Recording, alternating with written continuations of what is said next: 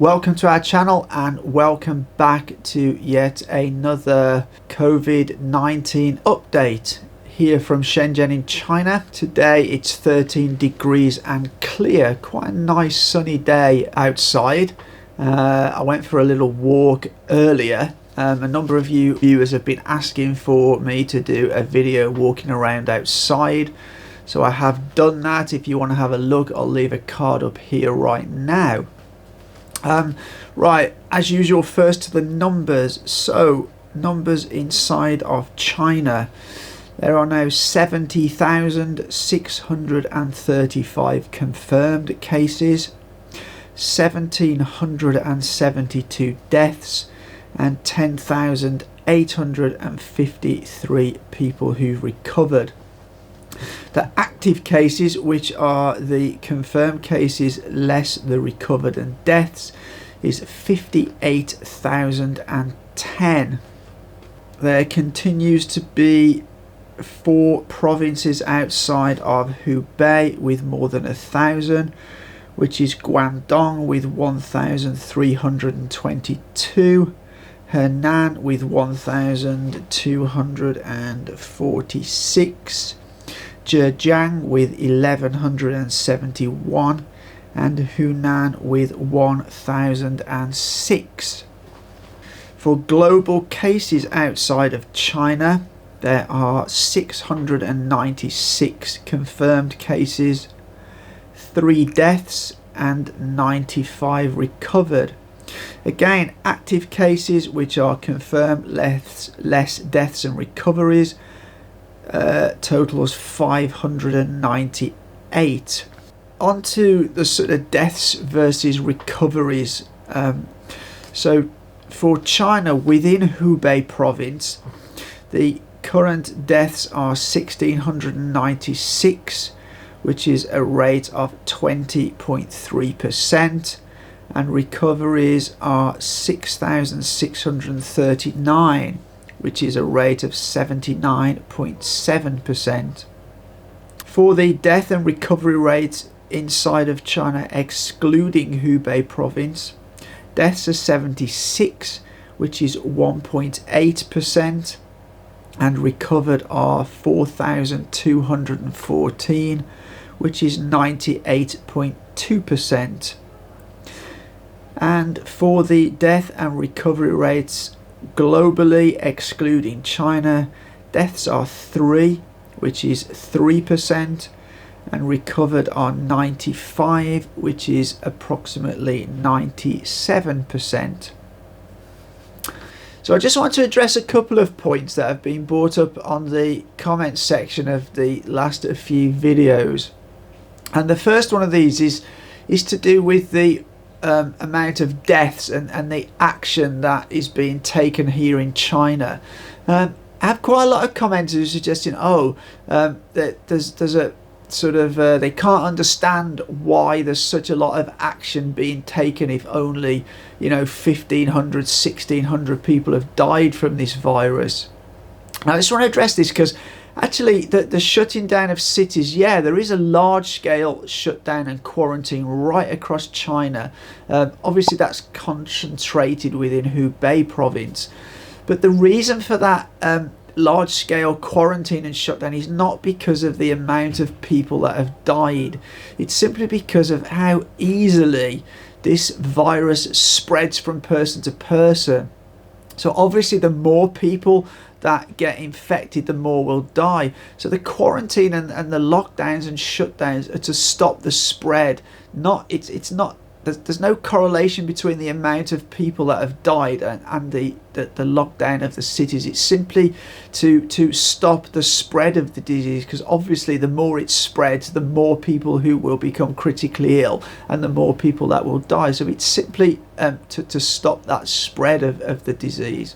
The second point I'd like to address is that it seems to me, and I think this is being picked up from a fake news that is being circulated on social media out there, that there's a lot of people that are being locked into their homes and they don't have food and water and other supplies, and that is simply not true.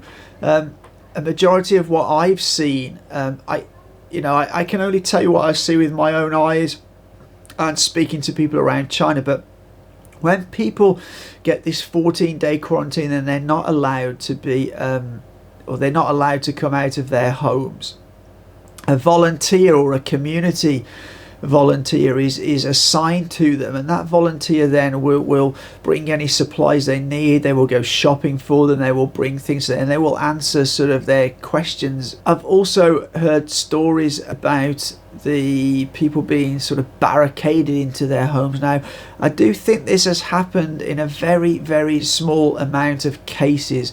And from what I understand, the one case that I researched in Hubei province was that this had happened because the family had been quarantined, but they continued to go out. They disobeyed that quarantine order, but as far as I'm aware, they were still visited by a community worker to take food and drink, etc. to them. More measures have been introduced in Hubei province.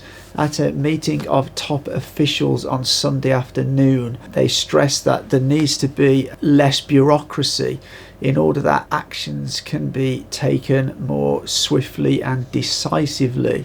They also said that medical equipment needs to be distributed more effectively throughout the province, and also that better education about disease control needs to be given out to the public. One thing I would say here is that you have to remember that Hubei province is a province of 60 million people. So when they talk about the distribution there, it's actually like distributing product around somewhere the size of the UK. So it is really quite a big area. Now, across Hubei province, all vehicles apart from emergency vehicles have been banned from the road, and in a number of cities people are now not allowed to leave their homes. So within Hubei province, all businesses must remain closed until further notice.